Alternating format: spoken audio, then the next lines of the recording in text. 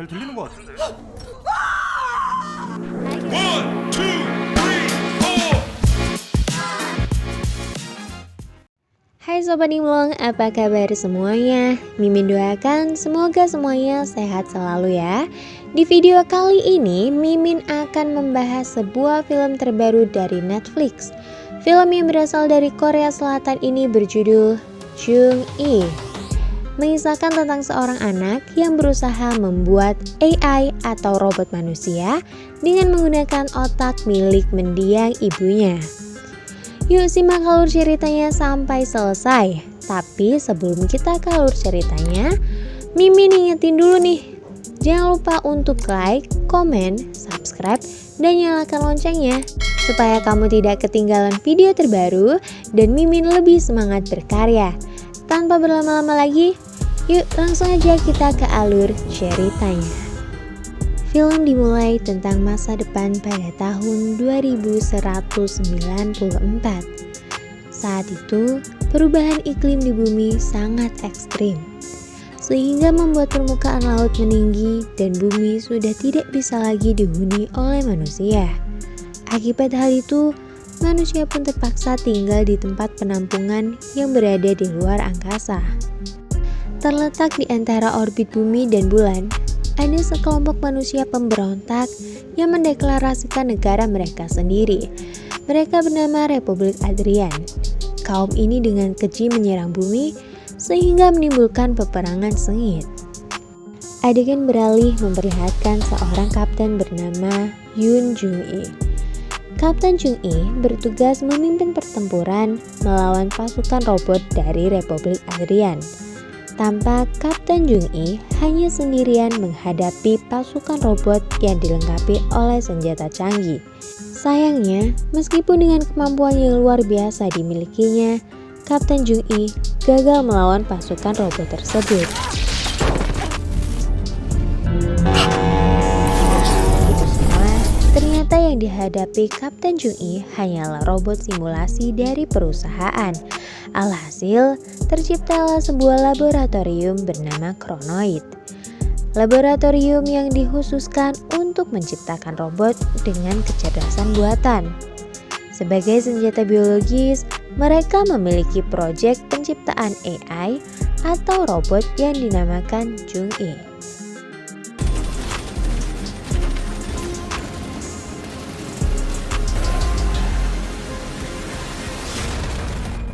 Mengadaptasi dari kepintaran bertarung Kapten Jung-i, yang mana Kapten Jung-i sendiri sudah puluhan tahun mengalami koma.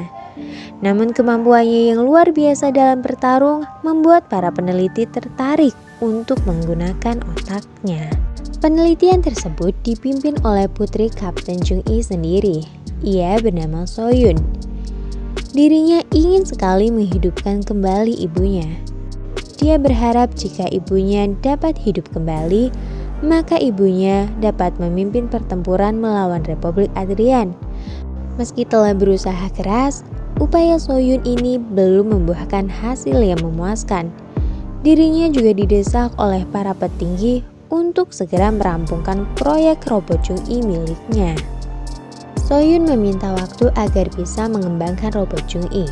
Setelah presentasi selesai, Soyun dan yang lainnya kembali melakukan uji coba pada robot Kapten Yoon. Robot Jung-i memang mampu merasakan kesakitan seperti manusia normal.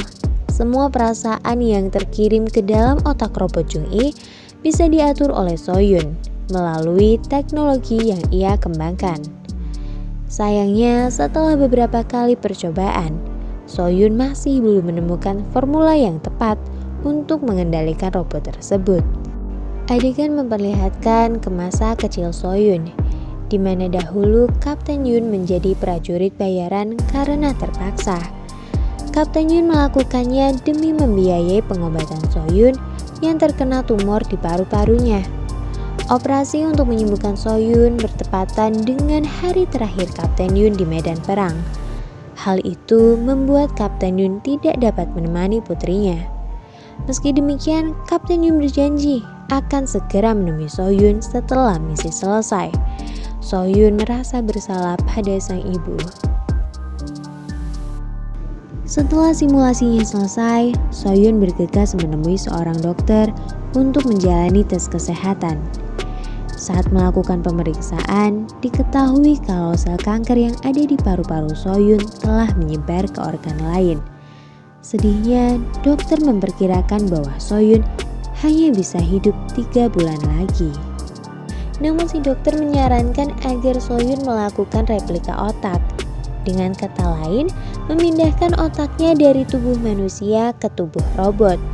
Dengan begitu, ia masih bisa merasakan kehidupan meskipun dengan menggunakan tubuh robot. Ada beberapa tipe pemindahan otak. Tipe A, otak pasien akan dipindahkan ke tubuh prostesis dan mendapatkan hak asasi yang sama seperti manusia. Tipe B, otak pasien masih mendapatkan hak asasi manusia namun tidak lengkap. Dan yang terakhir adalah tipe C, di mana otak pasien akan dipindahkan secara gratis dengan syarat perusahaan berhak menciptakan apapun dengan otak tersebut. Soyun terlihat menjenguk tubuh ibunya yang saat itu terlihat sudah semakin tua. Percobaan simulasi Kapten Yun kembali dilakukan. Simulasi kali ini dihadiri oleh kepala lembaga penelitian. Sang-hun yang merasa simulasi ini selalu berakhir sama, memutuskan untuk menembak kaki Kapten Yun. Hal ini dilakukan untuk melihat apakah akan ada hasil yang berbeda. Dan tak disangka, hal itu menimbulkan salah satu area otak Kapten Yun menjadi aktif. Semua merasa terkejut dan mereka menandai area baru tersebut. Singkat cerita, Sang-hun, Soyun, dan yang lainnya pun pergi ke markas Kronoid. Mereka melaporkan pada Direktur Leon. Dari pertemuan itu, Direktur Leon menyampaikan bahwa perusahaan Kronoid akan membatasi pengembangan robot atau senjata biologis. Secara tidak langsung, itu berarti pengembangan robot Kapten Yun yang sudah mereka lakukan terancam dihentikan. Mengetahui hal itu, Sang-hun dan Soyun beranjak menemui pimpinan.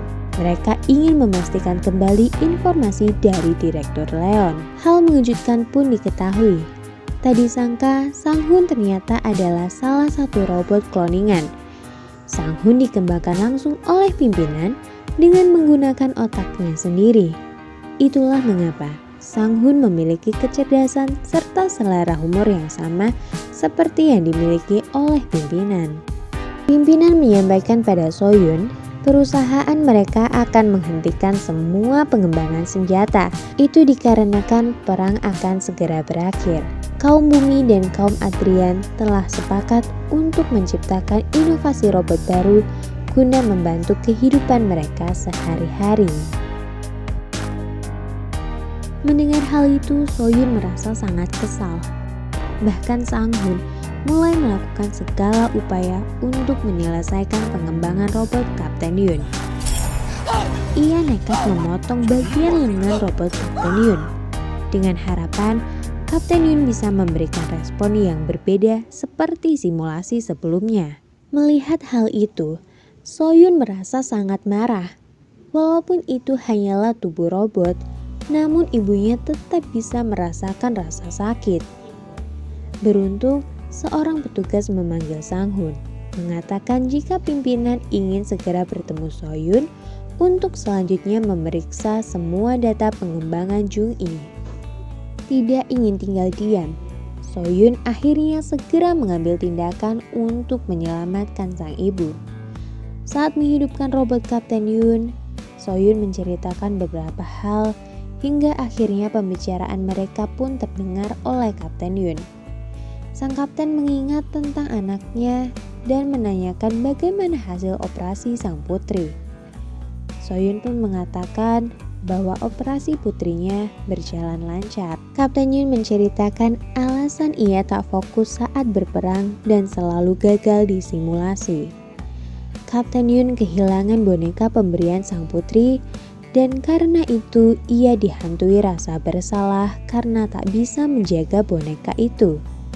Soyun yang mendengarnya tak bisa lagi membendung air mata. Dengan bergegas, Soyun merencanakan membawa sang ibu keluar dari laboratorium. Sayangnya, Sang-hun menyadari ada sesuatu yang aneh. Ia pun memanggil robot polisi untuk menangkap So-yun dan ibunya. Meski begitu, semua robot penjaga yang berusaha menangkap mereka dengan mudah dikalahkan oleh Kapten Yun. Di sisi lain, So-yun telah berhasil memindahkan otak sang ibu ke tubuh robot penjaga. Ia segera memasuki mobil untuk kabur. Lagi-lagi, So-yun dan ibunya dicegat oleh Sang-hun. Sang-hun terluka di salah satu matanya, sementara Kapten Yun tetap berusaha melindungi putrinya dari serangan para robot polisi.